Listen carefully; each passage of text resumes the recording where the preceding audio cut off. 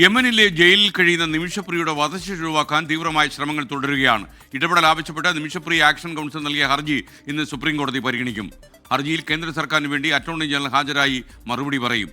നിമിഷപ്രിയയുടെ വധശിക്ഷ റദ്ദാക്കാൻ ഇന്നലെ കാന്തപുരം AP അബൂബക്കർ മുസ്ലിയാരും ഇടപെട്ടു എന്നാണ് നമുക്ക് ലഭിക്കുന്ന വാർത്ത.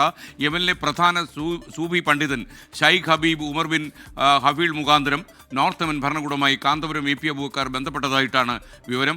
അദ്ദേഹവുമായി കാന്തപുരം AP അബൂബക്കർ മുസ്ലിയാർ സംസാരിച്ചുവെന്നും ഞങ്ങളുടെ പ്രതിനിധി ദീപക് തർമ്മ റിപ്പോർട്ട് ചെയ്യുന്നു.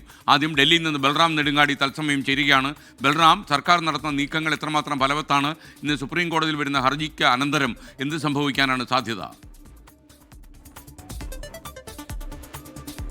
Very good morning SKN. Nimisha Priya കേസിനെ സംബന്ധിച്ചിടത്തോളം ഇന്ന് സുപ്രീം കോടതിയിൽ എത്തുന്ന അല്ലെങ്കിൽ പരിഗണിക്കുന്ന ഹർജി എന്നുള്ളത് ഏറെ നിർണായകമാണ്. കാരണം നിമിഷപ്രിയയുടെ വധശിക്ഷ ഈ മാസം 16-ന് നടപ്പാക്കുമെന്ന റിപ്പോർട്ടുകൾ പുറത്തു വന്ന ശേഷം ഇതുവരെയും ഇതുമായി ബന്ധപ്പെട്ട് ഔദ്യോഗിക തലത്തിലുള്ള യാതൊരു സ്ഥിരീകരണവും ഉണ്ടായിട്ടില്ല. ഇന്ന് സുപ്രീം കോടതി ഈ ഹർജി പരിഗണിക്കുന്ന ഘട്ടത്തിൽ കേന്ദ്ര സർക്കാർ ഇക്കാര്യത്തിൽ നിലപാട് അറിയിക്കണം.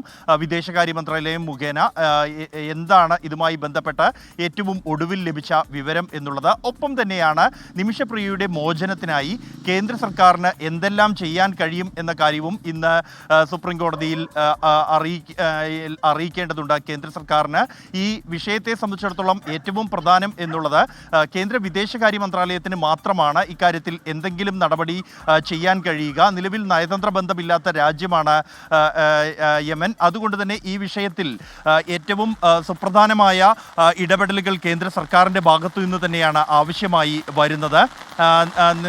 നിലവിൽ മുഖ്യമന്ത്രി പിണറായി വിജയൻ, ഒപ്പം തന്നെ MP-മാർ അടക്കമുള്ളവർ കേന്ദ്ര സർക്കാരിന്, പ്രധാനമന്ത്രിക്കും വിദേശകാര്യ മന്ത്രിക്കും കത്ത് നൽകിയിട്ടുണ്ട്. ഇതിൽ നയതന്ത്ര ഇടപെടൽ ആവശ്യപ്പെടുന്നതോടൊപ്പം തന്നെ ദയാധനം നൽകാൻ നിമിഷപ്രിയ ആക്ഷൻ കൗൺസിൽ തയ്യാറാണ്. എന്നാൽ അതിനാവശ്യമായ ചർച്ചയ്ക്കുള്ള സൗകര്യം ഒരുക്കാൻ കേന്ദ്ര സർക്കാരിന് നിർദ്ദേശം നൽകണം എന്നുള്ളതാണ്.